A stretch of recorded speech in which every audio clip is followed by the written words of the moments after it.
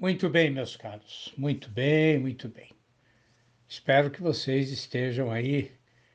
Ah, vocês tenham começado bem o dia de hoje. Bom,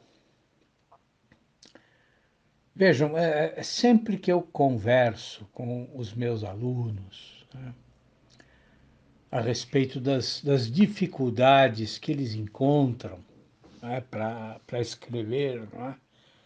Bom, claro que muitas questões aparecem, né? Agora, é muito interessante, porque há um ponto que sempre surge, né? Que é assim, mas como é que eu começo a escrever, né? Assim, vejam, eu não estou me referindo ao início de um texto, né? Não. Quer dizer, eu estou me referindo a uma coisa anterior.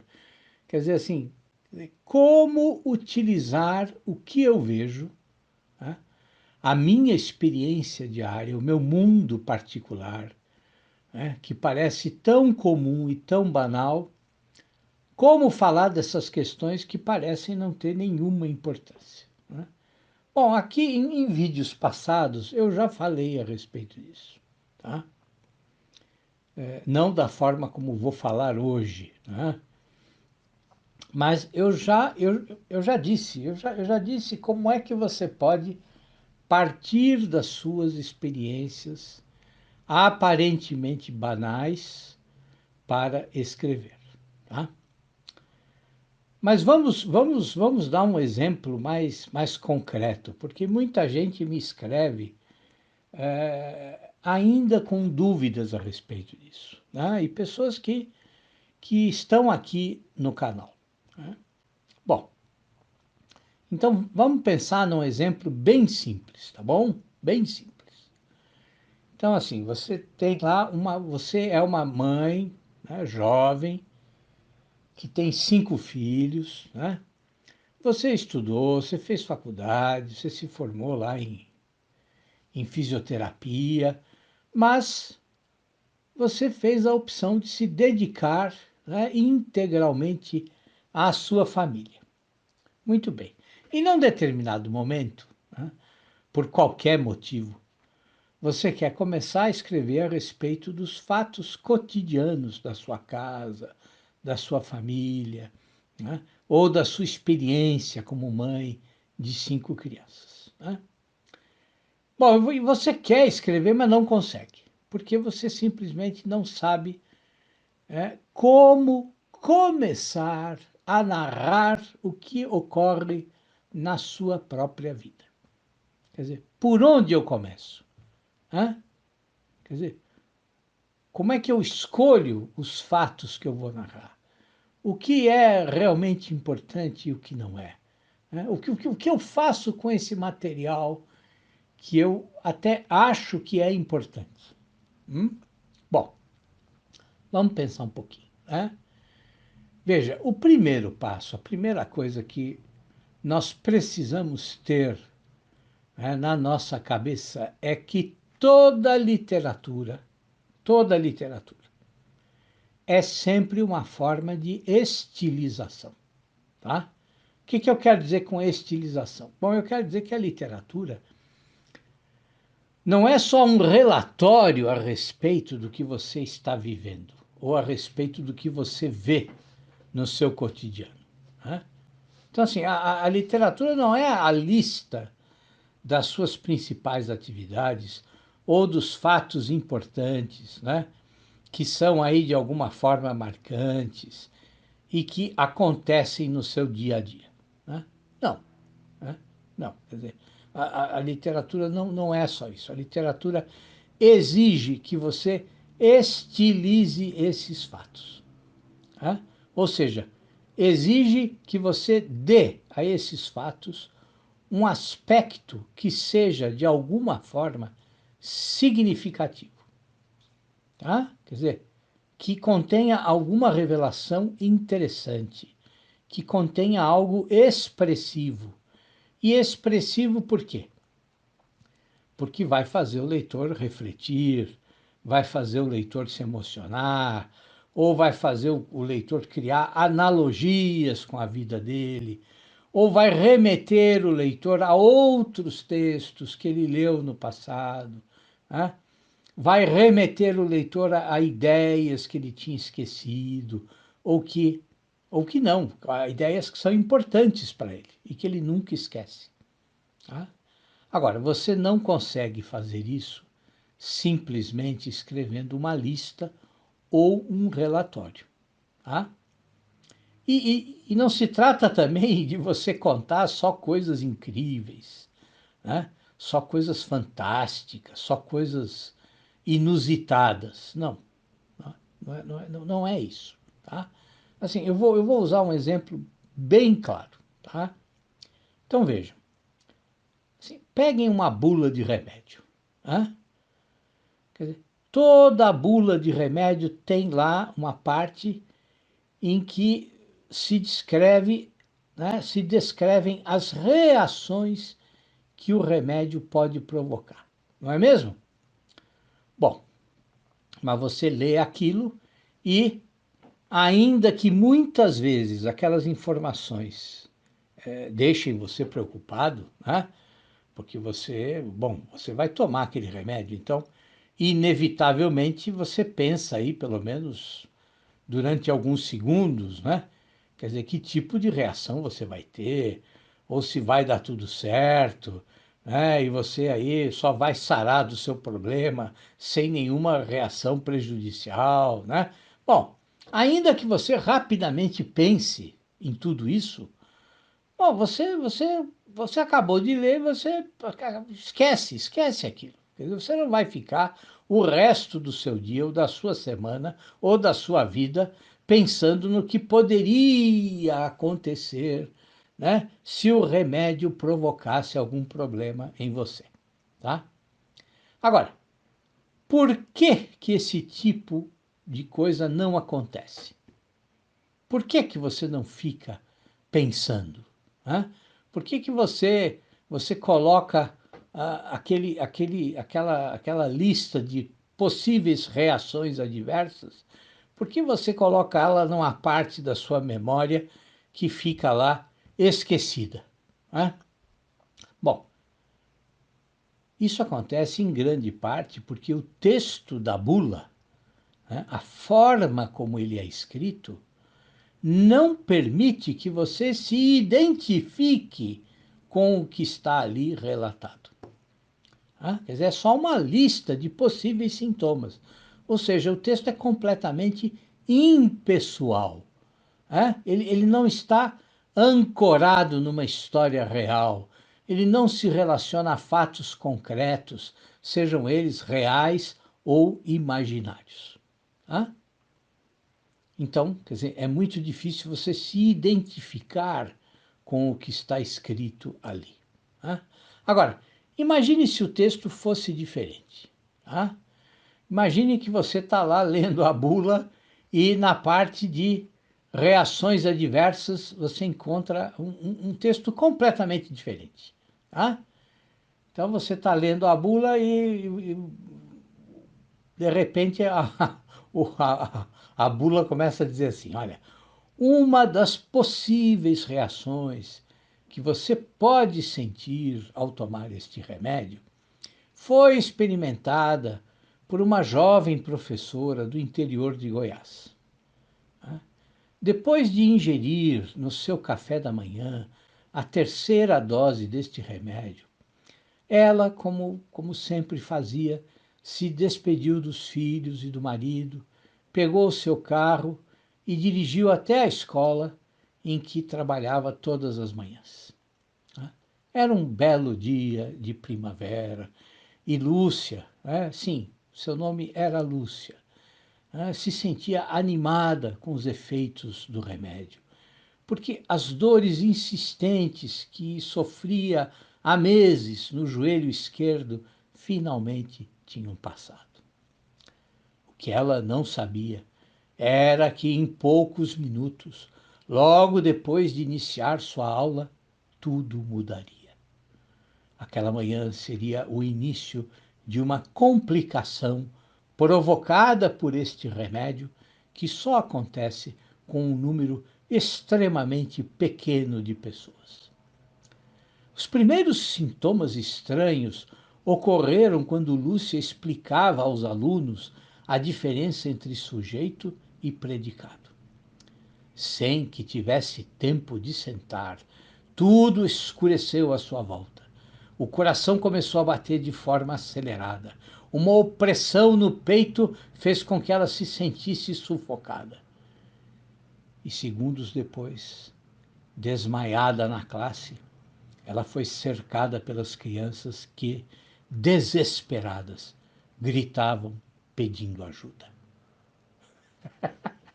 Bom, acho que eu não preciso contar a história até o fim, não é mesmo? Assim, mas eu duvido que alguém tome esse remédio. Muito bem, muito bem. Mas o que que o exemplo mostra para nós? Né? Mostra que há uma diferença abissal, né, entre o texto comum de uma bula e esse novo formato. E onde é que está essa diferença? Está no estilo da escrita. Quer dizer, as reações adversas são as mesmas. Mas aquilo que é uma lista impessoal na bula comum, né, no meu exemplo se transformou numa forma de texto que quase que obriga o leitor a se colocar no lugar da Lúcia. Então essa é uma lição fundamental. Quer dizer, o novo texto, veja, esse texto do meu exemplo, assim, é um texto bobo, quer dizer, não tem nada de genial, não é um texto inigualável, incomparável, sem precedentes na história da literatura, né? Nada disso, nada disso. Mas ele faz com que o leitor perceba, de maneira um pouco mais viva, um pouco mais concreta, né, aquilo que a bula tradicional também mostra, mas mostra só de forma conceitual. Ou seja, o novo texto se afasta, né, o texto do meu exemplo, se afasta da maneira habitual, né, de se relatar os possíveis efeitos negativos de um remédio e cria uma forma original de fazer isso. Então, o texto do meu exemplo rompe com o que você espera de uma bula de remédio. Tá? Agora, o mesmo acontece com a nossa vida de todos os dias. É perfeitamente possível narrar a sua vida de todos os dias. Mas o primeiro passo é não fazer isso de forma literal. Tá? Ou seja, não tentar reproduzir exatamente, minuto a minuto ou dia após dia, o que acontece no seu cotidiano. Né? Quer dizer, fazer isso seria o mesmo que escrever uma bula de remédio tradicional. Né? Quer dizer, você precisa encontrar uma forma de transubstanciar a realidade. Bom, e como é que você faz isso? Como é que você transubstancia a realidade? Bom, você faz isso, antes de tudo, prestando atenção nela, percebendo o que de fato é importante ali, o que de fato é essencial. Então você transforma esse fato, esse detalhe que chamou a sua atenção, esse fato que por qualquer motivo chamou a sua atenção. Você transforma essa substância em alguma outra coisa. Né? Quer dizer, isso vai exigir que você olhe para os fatos comuns, para os fatos do cotidiano, com um novo olhar, né? com uma nova intensidade, com uma nova atenção. Né? E você alcança esse novo olhar, essa intensidade, você alcança ela por meio da observação. Uma observação penetrante, aguda, incisiva.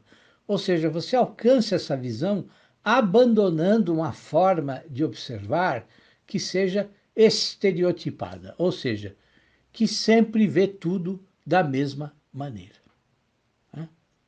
Então, assim, falando assim, parece que você, né, quer dizer, a dona de casa que estudou fisioterapia e agora cuida de 5 filhos, parece que você precisa ser um gênio da literatura, né? Ou começar aí a descobrir chifre em cabeça de cavalo. Mas não é nada disso. É só uma questão de treinar, de educar a sua forma de olhar. Tá? O seu cotidiano pode parecer um texto de bula de remédio tradicional, mas eu garanto que ele não é. Tá? Então, assim, olhe mais uma vez, e olhe outra vez, e outra, e olhe novamente para todas as coisas que acontecem todos os dias. Né? Preste atenção, quer dizer, perceba o que emociona você, perceba qual é a substância de um determinado fato que se repete diariamente. Né? Qual é a essência daquilo? O que é que prende a sua atenção? O que você realmente sente diante daquele fato, daquela reação, daquele comportamento, daquele gesto? E então, quando você perceber isso, então você começa a contar com naturalidade o que você vê ali. E veja, você vê alguma coisa que só você vê. Você percebe algum detalhe que só você percebe. E é isso que você precisa contar. Tá? Então vejam, eu não estou dizendo que a literatura nasce só do que é extraordinário ou do que é fantasioso. Né? Ao contrário, a literatura nasce da nossa experiência comum. A questão é você entender o que mexe com a sua emoção. Quer dizer, ali onde as pessoas não veem nada de extraordinário, você pode perceber algo diferente.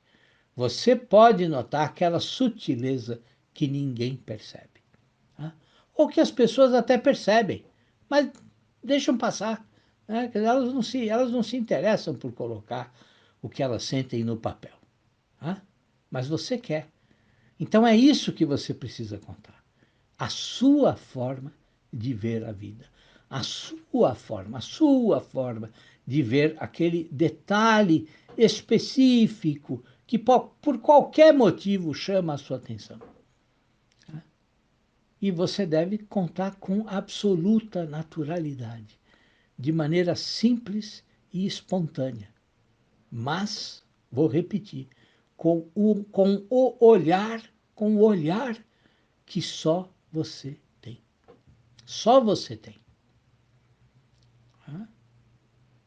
E assim, quando eu digo detalhes específicos, né, eu me refiro a detalhes mesmo. Tá? Assim, quer dizer, um gesto que um dos seus filhos repete sempre. Tá? Ou não, um gesto que ele teve de maneira inesperada. Tá? Quer dizer, algo que acontece todos os dias e que por algum motivo você acha que tem alguma peculiaridade ou tem algo engraçado. Tá? Então, sei lá eu, quer dizer, o jeito do seu marido escovar o dente todo dia de manhã. Né? Toda vez que você vê ele escovando os dentes, bom, você acha que ali tem alguma coisa. Né? Quer dizer, aquela forma de escovar os dentes tem algo, sei lá eu, algo curioso, ou faz lembrar você de um filme que você viu, ou faz lembrar você de uma outra pessoa com quem você conviveu, enfim, né? Ou revela, né? A forma como ele escova os dentes revela um traço da personalidade dele que você conhece muito bem. Então, percebe? Quer dizer, a literatura nasce disso, de pequenas coisas, de pequenos detalhes. Tá? A literatura não nasce do extraordinário, do incrível, né? Daquilo que nunca ninguém imaginou. Tá certo? É isso, meus caros. Um grande abraço para vocês. Tudo de bom.